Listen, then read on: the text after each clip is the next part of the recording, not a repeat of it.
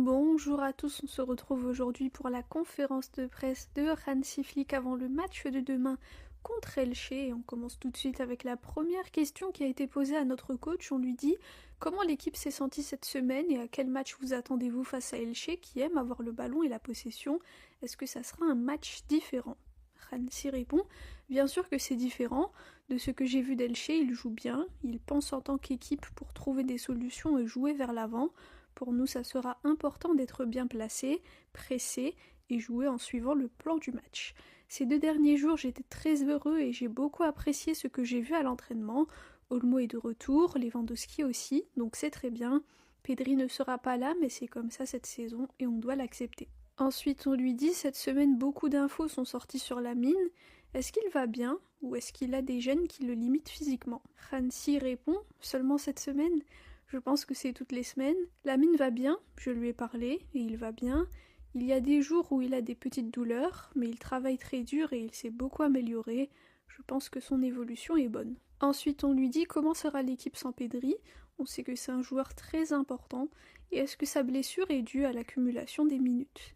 Hansi répond on était surpris qu'il se soit blessé parce qu'après le match à Madrid, il a ressenti juste une petite gêne et un peu de fatigue, mais après il a fait un examen et on a découvert que c'était une blessure. C'est comme ça, et comme je l'ai dit, on doit l'accepter. Et oui, c'est l'un de nos meilleurs joueurs et il sera absent. Il nous apporte beaucoup de stabilité. Dans les phases de possession, il est très important pour nous, mais aussi sans ballon. Mais on doit gérer tout ça, et on espère qu'il reviendra très bientôt. Ensuite, on lui dit cet été, vous avez eu beaucoup de temps pour le repos et pour faire une bonne préparation, mais paradoxalement, il y a beaucoup de blessures. Est-ce que vous en avez parlé? Est-ce qu'il y a un lien entre les deux? Hansi répond je ne sais pas, parfois c'est comme ça. Ça commence avec 1 ou 2 blessures et après ça s'accumule. On doit l'accepter, mais pour le moment, on est en novembre et il reste encore beaucoup de matchs dans la saison, donc on n'est pas inquiet là-dessus. Ensuite, on lui dit Dani Olmo et Lewandowski sont de retour. La semaine prochaine, il y aura 2 matchs difficiles à l'extérieur. Est-ce qu'ils pourront déjà être titulaires?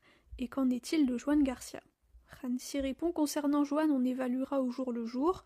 Pour le moment, il s'entraîne avec Dela et Andrés, qui sont les entraîneurs de gardiens, et c'est très bien. Il est sur le bon chemin, mais pour le moment, il n'y a pas de date et pas de pression. Tout va dans le bon sens. Et pour Dani et Lewandowski, on doit voir demain combien de temps ils peuvent jouer et ensuite nous adapter et décider pour les prochains matchs. Ensuite, bonjour à tous, on se retrouve aujourd'hui pour la conférence de presse de Hansi Flick avant le match de demain contre Elche. Et on commence tout de suite avec la première question qui a été posée à notre coach. On lui dit comment l'équipe s'est sentie cette semaine et à quel match vous attendez-vous face à Elche qui aime avoir le ballon et la possession.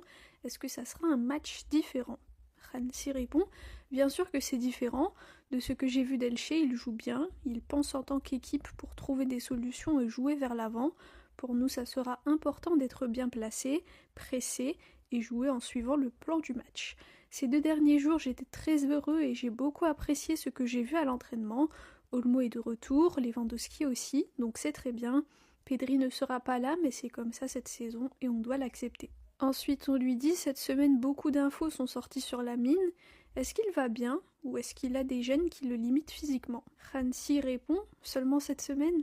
Je pense que c'est toutes les semaines. Lamine va bien, je lui ai parlé et il va bien.